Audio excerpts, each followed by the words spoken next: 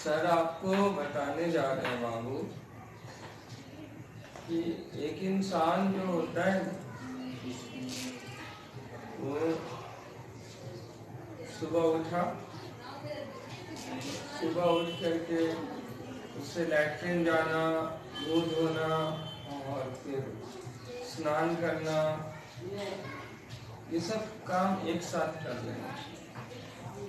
ये सब वो कर्म है जो कर्म हर एक को करने चाहिए, बुनियादी कर्म है।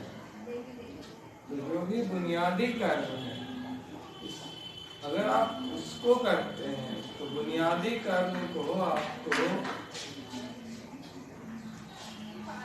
कर्म कहा गया है या नित्य कर्म कहा गया है। बुनियादी कर्म को क्या कहा गया है? नित्य कर्म या कर्म। दूसरे श्रेणी के जो कर्म आपके होंगे बाबू, वो कर्म आपके होते हैं ऐसे कर्म जिसमें इंसान नफरत करता है किसी से, जलता है किसी से, गुस्सा करता है, किसी को नुकसान पहुंचाता है, क्रोध करता है। तो ये बुरे कर्म है, विनाशकारी कर्म है। तो इन कर्मों को विकर्म कहा गया। जो भी विनाशकारी कर्म होते हैं उन्हें विकर्म कहा गया है, और जो विकर्म को करता है उसे विकर्मी कहा गया है, और जो कर्म को करता है उसे कर्मी कहा गया। कर्म या नित्य कर्म एक ही है। तो याद रखिए हमेशा कि कर्म जो है उसमें सुख भी हो सकता है और दुख भी हो सकता है, ठीक है।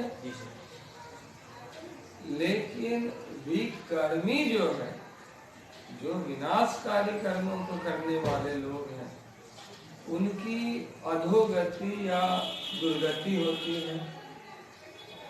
इस बात को समझिए कि इनकी बहुत बुरी गति होती है। इनके जीवन में केवल और केवल दुख ही होता है, केवल दुख। अब कोई लड़की है, अगर वो अपने चरित्र का बार बार बदल करते रहती है,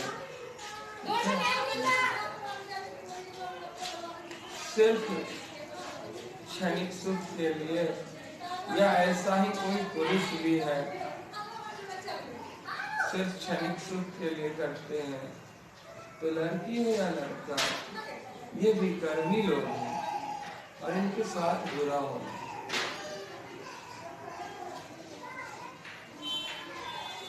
कर्म में कोई भी बुरे या अच्छे नहीं होते। इसको करने का तरीका अच्छा या बुरा होता है, ये भी सर स्पष्ट कर चुके हैं आपको। एक ही व्यक्ति अगर फौज में मर्डर कर रहा है, बंदूक लेकर देश सीमा के लिए लड़ाई लड़ रहा है, तो वो हत्या नहीं है, उसके लिए उसे फांसी नहीं दी जाएगी, अधोगति नहीं होगी। लेकिन वही व्यक्ति अगर आम जनजीवन में आ जाए और 4 बदमाश लोगों को गोली मार दे, वहां उसको फांसी भी हो सकती, उम्र कैद भी हो सकती है। एक लड़की के साथ एक लड़का कुछ गलत काम कर दे, या एक लड़की खुद घर वाले जो अविवाहित है, तो उसके ऊपर समाज पड़ जाता है।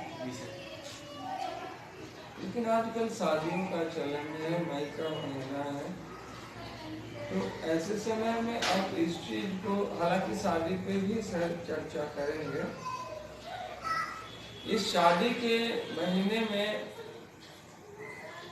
हम सारे लोग जानते हैं कि एक लड़का का एक लड़की से ही शादी होने वाली है। और शादी के बाद क्या करने वाले हैं ये भी हम लोग जानते हैं।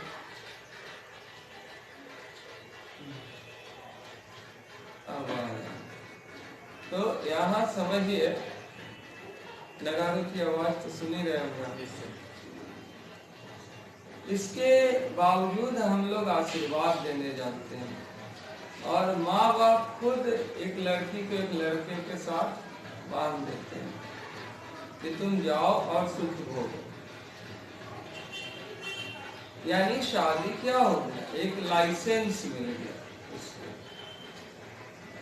एक लड़के के साथ रहने का एक लाइसेंस मिल गया, सर्टिफिकेट मिल गया, प्रमाण पत्र। अब समाज भी उसको मान्यता दे देते हैं। जैसे आपके सर आपके मैम के साथ रहते हैं, या आपके माता पिता रहते हैं आपस में।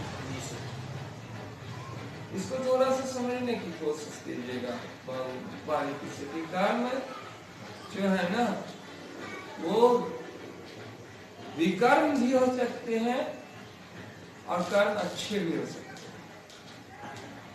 ठीक है। तीसरा कर्म होता है बाबू, वो कर्म जिसमें इंसान अपने शरीर का त्याग कर देता है अपने जीते भी। ठीक है। नश्वर होते हुए भी अनश्वर को खोजने जाता है और खुद ही अनश्वर हो जाता है। ठीक है। यानी आत्मा होते हुए, शरीर में रहते हुए भी वो शरीर के महत्व को त्याग देता है और आत्मा के महत्व को पहचान लेता है और परमात्मा की ओर अग्रसर हो जाता है। यानी जितने भी अच्छे कर्म हैं, सभी कर्म को वो जीवन में स्थान दे देता है और अपने अंदर के जितने भी बुरे कर्म हैं, सबको एक एक करके त्याग देता है। समझ करके, अनुभूति करके, महसूस करके वो त्यागना शुरू करता है और त्यागते हुए वो चला गया है अच्छे कर्मों को अपनाने के लिए। जैसे ये जगह है, अगर हमको इसी जगह पर रखना है कोई चीज को, तो इसको जाहिर सी बात है हटाना होगा, तभी यहाँ रखेंगे। अगर इसी जगह पे इसको टच करते हुए रखना है तो यहाँ पे समझिए कि वो अपने अंदर के खराब चीजों को निकाल ले, अच्छी चीजों को डालते जाता है, लाते जा रहे, अर्जित करते जा रहे। तो दैविक चीजों को अर्जित करते हुए वो खुद ही दैविक हो जाता है। तभी तो दैविक, जो परम दैविक शक्ति है वो उसे ग्रहण करेगी, मोक्ष का मार्ग होगा। जब आत्मा परमात्मा को खोजने लगता है, क्योंकि वो जानता है कि इस खाल का कोई महत्व नहीं, ये लगातार मर रहा है, लगातार जन्म ले रहा है। लेकिन आत्मा जन्म लेने के टाइम भी था, जन्म लेने के बाद भी रहेगा और जन्म लेने के पहले भी था और मरने के बाद भी रहेगा, मरते समय भी आत्मा है। और वो एक समान है, वो ना बड़ा होता है ना ही छोटा। दिव्य प्रकाश की संज्ञा दी गई है आत्मा की को। कुछ लोग आत्मा को ओम कहते हैं, थोड़ा सा और आगे चलते हैं, ज्योति कही गई है आत्मा। अब थोड़ा सा और आगे हम लोग चले तो ऐसा व्यक्ति जो लगातार सद्गुणों को अपने अंदर स्थान देता चला गया, वो व्यक्ति कहलाता है अकर्मी। वो क्या कहलाता है? अकर्मी। अकर्मी दुखी होता ही नहीं। अकर्मी के मन में किसी चीज की चाहत ही नहीं रहती। वो तो बस इसलिए जी रहा है क्योंकि परमात्मा ने उसे तन दिया है, ठीक है, और ये जीवन दिया है, तो परमात्मा के कामों को करने के लिए वो तो एक एग्जामिनी है, परीक्षा दे रहा है यहाँ पर। तकदीर के उन सवालों को हल करने के लिए समय की लेखनी से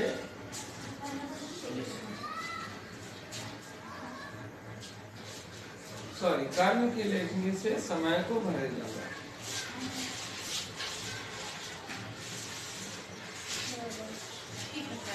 हाँ, बहुत अच्छा, बहुत अच्छा है। चलिए, वैसे भी वो बाबू लगती है तो चल लेकिन हमेशा ऐसे ही रहिए और बोलने में भी आगे रहिए। अगर आप आधुनिक नहीं हैं तो आधुनिकता का कार्य नहीं कर सकते। घूंघट में रह करके कोई भी औरत मुजरा नहीं कर सकती। याद रखिए कि अगर आप यहाँ तक घूंघट बनाए हुए हैं, कहने का मतलब है, तो आप कभी भी टीचर नहीं बन सकती। टीचर को चाहिए कि वो कर्मों को अच्छी तरह से करे। आपको बच्चों के लिए जीना है। घूंघट में रहिएगा तो अपने लिए जीना शुरू करिए या परिवार के लिए।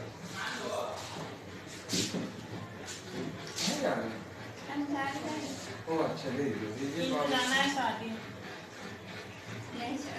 8 बज जाएगा आते आते। सर चाबी नहीं देगा, जाइएगा आके जाइएगा, दे दे चाबी। छोड़िए, आप आइए, लेकिन जल्दी कीजिए, अभी आप नहीं निकलिए। आइए, नहीं जाते। नहीं, चाबी ले लेते हैं। कल जाएंगे, कल बंद है ना? कल कोचिंग बंद है। बाबू यही बोलिए ब्लॉग।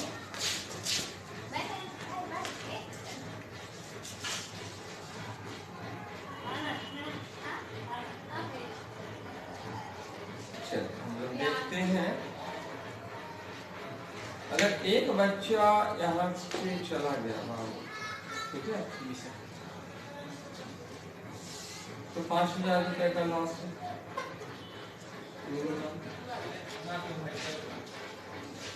और यहाँ का किराया है 13,000, ठीक है। तो 13,000 रुपये किराया आपको एक स्टूडेंट के जाने से 5,000 का लॉस है। तो बाबू, हमको क्या जरूरत है लॉस करवाने की?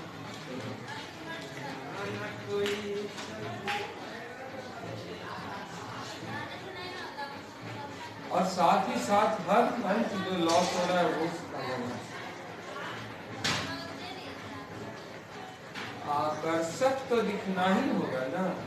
जब अपने लिए नहीं जी रहे, अगले के लिए जी रहे। टीचर का जीवन बच्चों के लिए होता है, तो बच्चे उसकी ओर क्यों देखें? कोई तो रीजन होना चाहिए। और फिर लगातार बोलना है, तो आत्मविश्वास कहाँ से आएगा? हम लोग आते हैं विकर्म की ओर, और कर्म की ओर, और अकर्म की ओर। विकर्म वाले लोग कभी सुखी नहीं होते, कभी नहीं। उनके साथ एक से एक बुरे बुरे काम होते हैं। आप अक्सर देखते होंगे, कुछ लड़के एक शराब पी रहे हैं, गुटखा खा रहे हैं, लड़कियों के पीछे जा रहे हैं, उनके साथ जबरदस्ती कर रहे हैं। वो सब विकर्मी लोग हैं। पैसों के लालच में किसी की हत्या कर देना, किसी के यहाँ जबरदस्ती चोरी कर देना, उल्टे पुल्टे काम कर देना, किसी को बदनाम कर देना, किसी के प्रति जलन रखना, व्यर्थ का झगड़ा करना, झगड़ा करना, गाली गलौज करना, ये सब विकर्मी लोगों के काम है। किसी को जान से मार देना, अपने शौक के लिए जान से मार देना, ये सब विकर्मी लोगों के कार्य हैं। तो इनको तो कभी जीवन में सुख मिलता ही नहीं, क्योंकि इन्हें पता ही नहीं कि सुख होता क्या है।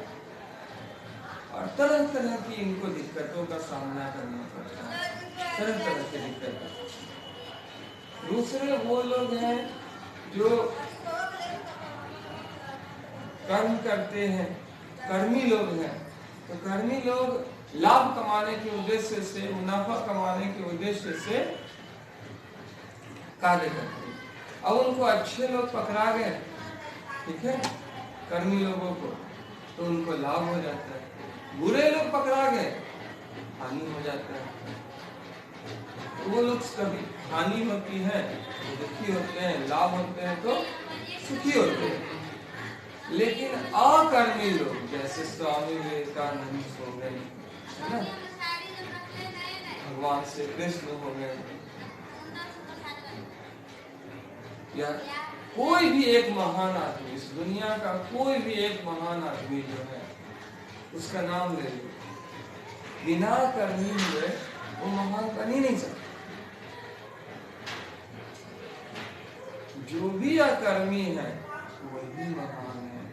और अकर्मी जीते जी शरीर में रहते हुए शरीर के सारे कर्म कांडों को या सारे नित्य कर्मों को करता हुआ इसके बंधनों से स्वयं को मुक्त कर लेता। जैसे जल जो है ना, जल के ऊपर 10-15 बूंदों को टपका दो, आप देखोगे कि जल और उसके वो तेल की बूंदे जो है दोनों आपस में मिलती नहीं है, दोनों अलग रहेगी। या मोमबत्ती को की बूंदे टपका दो, वो अलग हो जाएगी। तो यहाँ पे समझने की कोशिश कीजिएगा बाबू कि जल से जैसे मुक्त रहते हैं तेल, एक अकर्मी भी अकर्म को, सारे कर्मों को करता हुआ कर्म के फल से मुक्त कर लेता है स्वयं को, ठीक है। वो तो बस इसलिए जी रहा है क्योंकि ईश्वर ने उन्हें जीने के लिए, लोक कल्याण के लिए, यानी आप परमात्मा के करीब जाने के लिए, दिव्य होने के लिए उसे यहाँ भेजा है। लगातार वो अच्छे कर्म सद्गुणों को अपनाते हुए किए जा रहे हैं। हमारे हाल फिलहाल में कलाम जी हैं, अकर्मी हैं। समझने की कोशिश कीजिए, किसी में अकर्म का स्तर ज्यादा हो जाता है, किसी में अकर्म का स्तर कम रहता है। लेकिन महान होना है तो अकर्म को स्थान देना पड़ता ही पड़ता है। कर्म फल ही बंधन का कारण है। अब जो जिसको फल की चाहत ही नहीं है, वो तो बस इसलिए कर्म किए जा रहा है कि कर्म करना ही उसका कर्म है, लोक कल्याण के लिए वो कर्म किए जा रहा है, तो उसको दुख होगा। बहुत आवश्यक है इन सब बातों को समझना कि इच्छाओं का त्याग किए बगैर आप सुखी नहीं हो सकते। अब हम लोग थोड़ा सा और आगे चलते हैं बाबू।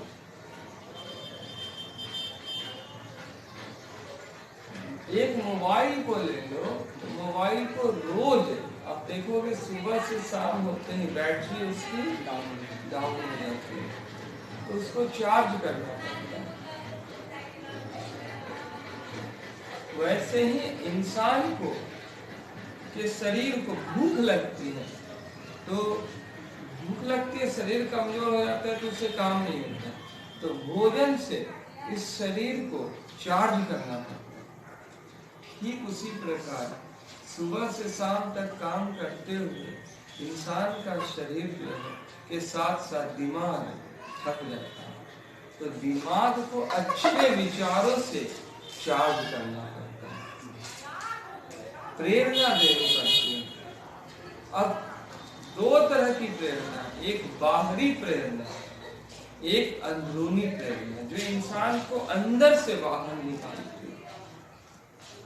तो अंदर से जो प्रेरणा बाहर निकली उसे कहते हैं इंस्पिरेशन। उसे क्या कहते हैं? इंस्पिरेशन।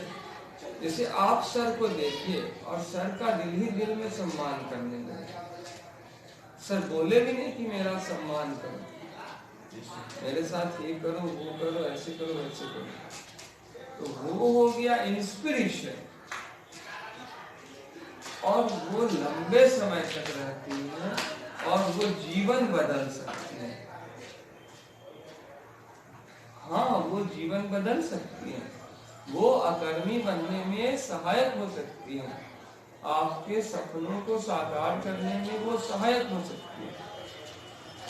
अब कुछ ऐसे चीज है जो आप बाहर से सीखते, हम कुछ बोले उसको ले लिए, बस वो ट्रिक हो गया या ले लिए, हमारे बोलने के कारण थोड़ी देर तक असर रहा, एक दिन 2 दिन, फिर खत्म, 1 घंटे 2 घंटे फिर खत्म, तो वो हो गया मोटिवेशन। वो क्या हो गया? मोटिवेशन। तो आजकल दुनिया में YouTube पे भी देखो अनगिनत मोटिवेशनल गुरु। मोटिवेशनल गुरु उतने कारगर नहीं है। एक आदमी जो IAS की तैयारी कर रहा है बाबू, अगर उसको डॉक्टर होने की तैयारी करने को कर दिया जाए तो दोनों की तैयारी एक समान नहीं होगी। अगर डॉक्टर को साइंटिस्ट होने के लिए कह दिया जाए तो उसकी अलग है, साइंटिस्ट को इंजीनियर होने के लिए कह दिया जाए अलग है, और इंजीनियर को इंग्लिश का रिसर्चर होने के लिए कह दिया जाए तो बिल्कुल अलग हो जाए। तो सबका रूटीन अलग अलग। एक जो टीचर है आपके और आइडियल है, तो वो आपको पर्सनली समझते हैं कि आपको क्या चाहिए, किस मात्रा में चाहिए। आपका मन इधर उधर भटक सकता है, लेकिन वो आपको कंट्रोल करने की पूरी कोशिश करते हैं। ये आप स्लो भी रहिए, स्टेडी भी रहिए, बैलेंस्ड रहिए और कंटिन्यूअस रहिए। बहुत बड़ी बात है यहाँ पे इस चीज को ध्यान में रखना कि मोटिवेशन चाहिए ही चाहिए। अब कौन सी मोटिवेशन आपका इंस्पिरेशन हो जाए, लेकिन मोटिवेशन सबका तो नहीं लिया जा सकता। जो आपको समझता है उसी का लीजिए, या जिससे आपका हार्ट लगता है कि नहीं कनेक्टेड है उसी का लीजिए। अब किसी के मिलियन जो फॉलोअर हो सकते हैं, लेकिन उसके मोटिवेशनल थॉट्स आपके काम के नहीं हो सकते। मिलियन जो फॉलोअर, जैसे मान लीजिए कि इस संसार में अगर 10 लाख विकर्मी हैं, ठीक है, जो एक जगह इकट्ठा हो गया, एक ही आदमी के वीडियो देखते हैं जो हमेशा गंदे गंदे काम करता है, उल्टे पुल्टे वीडियो, गालियां देता है, उल्टे पुल्टे वीडियो बनाता है, तो वो तो उसे सब्सक्राइब कर ही देंगे, हो गए मिलियन जो फॉलो। तो क्या आप माँ बहन की गालियां सुनने के लिए वीडियो देखना शुरू कर देंगे, उससे सक्सेस मिल जाएगी?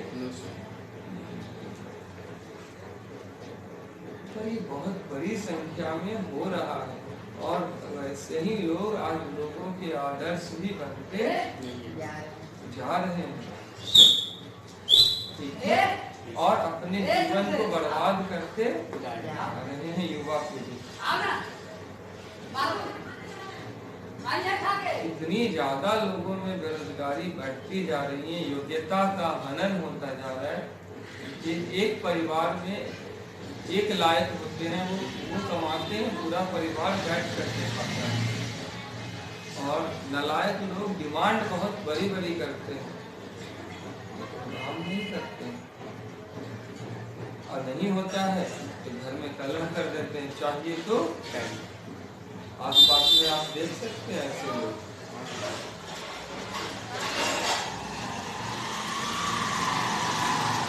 विकर्मियों की संख्या दिन ब दिन, और याद रखो कि माँ के पेट से कोई विकर्मी जन्म नहीं। विकर्मी बनाते हैं ज्यादातर, कहा जाए तो